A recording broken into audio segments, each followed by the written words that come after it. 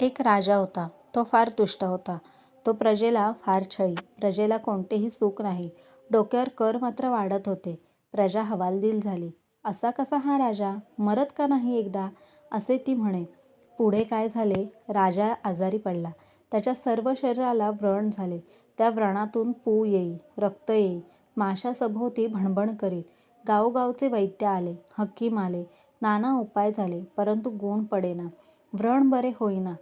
ती क्षते मोठी होऊ लागली. अपार वेदना होऊ लागल्या. राजाला वाटे मरण बरे. गावाबाहेर एक नवीन साधू आला होता. लहानशी झोपडी बांधून तो राहिला होता. तो कोणाच्या आगीत नसे, दुगीत नसे. रामनाम घेण्यात रंगलेला असे. राजा, गावाबाहेर एक साधू आला आहे. त्याच्याकडे जाऊन पाया पड.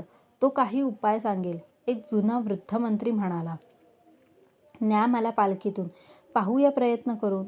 राजा म्हणाला. पालखीतून राजाला नेण्यात आले. साधू रामनामात रंगला होता. महाराज, राजा तुमच्याकडे आला आहे. पहा त्याची स्थिती किती दुर्दशा झाली आहे. तुम्ही सांगा काही उपाय. राजाला चैन पडत नाही. त्यामुळे राज्यकारभाराकडे लक्ष लागत नाही. तुम्ही दया करा, असे मंत्री हात जोडून म्हणाला. पालखीवरील पडदा दूर करण्यात आला. राजा विव्हळत होता. माशा येऊन भणभण करू लागल्या. शिपाई त्यांना हाकलू लागले. फार होतो त्रास. महाराज, फार आहे दुःख. तुम्ही तरी आरोग्य द्या. माझ्यासाठी देवाला आळवा. देव तुमचं ऐकेल, राजा म्हणाला. साधूने राजाची दशा पाहिली. तो तिथेच संचित उभा होता. राजा, तुझ्यासाठी मी देवाची प्रार्थना करीन, परंतु तू सुद्धा मी सांगेन तसे केले पाहिजे. औषध घेतले पाहिजे. पथ्यपाणी सांभाळले पाहिजे. साधू म्हणाला. कोणते औषध घेऊ? जो उपाय सांगाल तो करीन. तुम्ही सांगाल त्याप्रमाणेच वागीन, राजाने सांगितले. साधू म्हणाला. राजा, तुझ्या सर्व अधिकाऱ्यांना प्रजेशी नीट वागण्याची आज्ञा दे. प्रजेवर कितीतरी नवीन नवीन कर बसविण्यात आले आहेत. ते सारे कमी कर. शेतसारा फार वाढला आहे. तोही माफ कर. रस्ते नीट बांध. दवाखाने ठायी ठायी घाल. उद्योगधंद्यांच्या शाळा काढ. त्याने बेकारी कमी होऊन लोक सुखी होतील. ठिकठिकाणी पाटबंधाऱ्यांची कामे सुरू कर. कालवे काढ. तसे लाचलुचपतीस आळा घालत जंगलातील गवत, वाळलेले फाटे लोकांना मोफत नेऊ दे. अरे, प्रजा सारी दुःखी आहे. ती दुःखी असता तुला कोठून सुख? सारी प्रजा तुझ्या नावाने खडे फोडीत आहे. मी जेथे जातो तेथे हाय हाय ऐकू येते. रोग वाढले, दारिद्र्य वाढले, मरणाचा सुकाळ झाला. असा कसा हा राजा? कसा हा असा राजा? असे सारे बोलतात. म्हणून हो, तुझ्या शरीराला ही व्याधी. तू नीट वाग. प्रजेला पोटच्या मुलाप्रमाणे पाळ. म्हणजे बघ चमत्कार होईल. रोग पळून जाईल. तू बरा होशील, मंत्री म्हणाले. साधू महाराज, राजाच्या दुखण्याचा आणि राज्यकारभाराशी काय संबंध? राज्यकारभार कसा चालवावा ते सांगायला आहेत मंत्री. तुम्ही एखादे औषध सांगा. एखादी मुळी नाहीतर अंगारा असे काही द्या. राजाच्या दुखण्याची थट्टा करू नका. साधू म्हणाला. मला उपाय माहीत आहे तो सांगितला. दुसरे उपाय मला माहीत नाही. जडीबुटी मजजवळ नाही. राजाच्या दुखण्याची मी थट्टा करीत नाही. मी खरे आहे ते सांगितले. दुसऱ्याच्या दुःखाची थट्टा करणारा साधू कसला असेल? मी तसा असेल तर माझी प्रार्थना तरी देव कसा ऐकेल?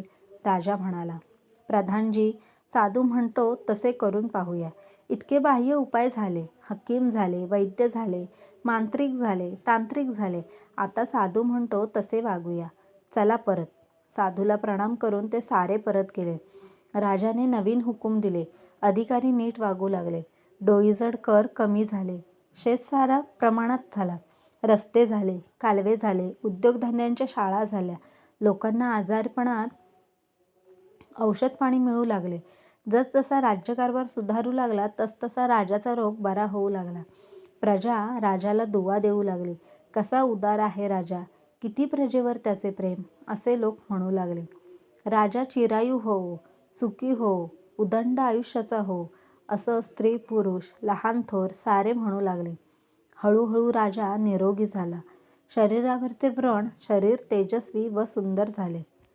त्याचे मनही सुंदर झाले. त्याची बुद्धीही निर्मळ झाली.